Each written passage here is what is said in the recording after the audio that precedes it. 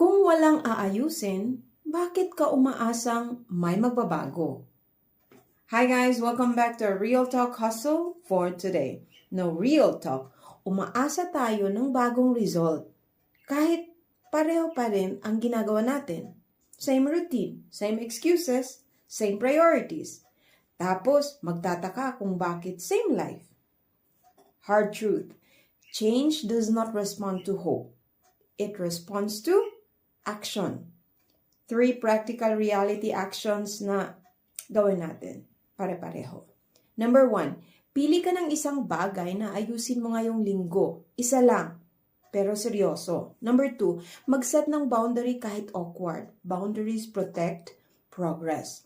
Number 3, i-align ang daily action sa long-term goal. Maliit araw-araw, pero dapat consistent.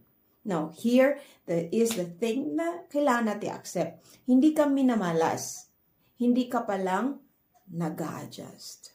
I'm Kathleen Yucor and you're watching Real Talk Hustle, where we turn pain into power.